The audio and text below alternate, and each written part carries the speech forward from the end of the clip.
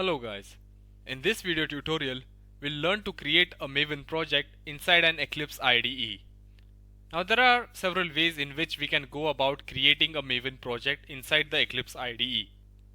We can click on create a project button over here or the hyperlink that we see and then go about creating a new project. Or we can simply click on the file option, select new, and inside of that we can click on the project over here and we see another option that gets populated. This particular select a wizard option can help us to create a Gradle based project, a simple Java project, or a Maven project, or such other kinds. At the moment we are interested in a Maven project, hence we will select that one, and inside of that we see there are some options. These options are basically to check out the Maven projects which are available in the source control management tool, or we have the Maven module which we can build with using the Maven option, and lastly we have the Maven project. Since we are interested in Maven project, let us select that and quickly click on the button next. Once we are inside the new Maven project, what we see is an option to create a simple project. This will help us to specify the type of project that we are creating, and then we can keep the same workspace location which is a default one, or we can click on the button browse and go on to add a new workspace location if we will want to. Secondly, we can add projects to the working set, and since we do not need it right now, I'll leave it as it is.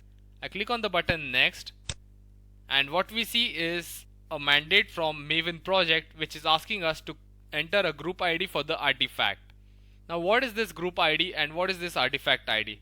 Let us understand the theory behind it. This is the Apache Maven project documentation and it has a guide to the naming convention. Inside of that we have the group ID, artifact ID, and the version enlisted. Basically, the group ID helps you to identify your project uniquely across all the projects that are enlisted. The convention stands that you start it with the end part of your base URL. Basically, over here if you see, we have maven.apache.org, which later on when we are specifying the group ID got converted to org.apache.maven. Basically it's a reverse order.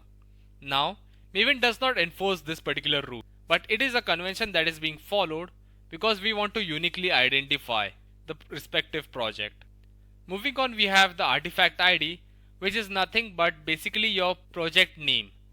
As you can see over here, we have Maven, we have commons.math, and such other examples enlisted in this particular document. Lastly, we have the version, which will basically help you to keep a versioning system intact for your respective project. Having gained the knowledge for the naming conventions being followed for group ID, artifact ID, and version, we'll move back to our Eclipse IDE and continue creating a Maven project over here. In the group ID, what I'll mention is com.ToolsQA, and inside of the artifact, what we can specify is the project name. In this case, what I will call is simple Maven project. I'll let the version be as it is. I don't want to change it for now.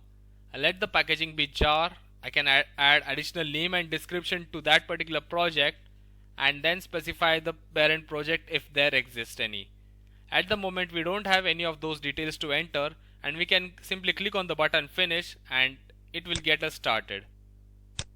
And if we go on to open it, we see various folder structure. Basically inside the src main we have Java and resources, and inside the src test we again have Java and resources. All the tests that we write go inside this particular Java for test, and all the other main classes that we need go under this particular Java main. Additionally, we have the Pom.xml. On opening the Pom.xml, what you see is basically the group ID that you entered. Then we have the artifact ID, that is the project name, and lastly we have the version. Inside of this Maven, we can add the dependencies, the server IDs, the plugins, and such other things which will help us to build the Maven project. But for now, we have been pretty much able to create a simple Maven project inside our Eclipse IDE. And that was the goal of this particular tutorial. Thank you for listening.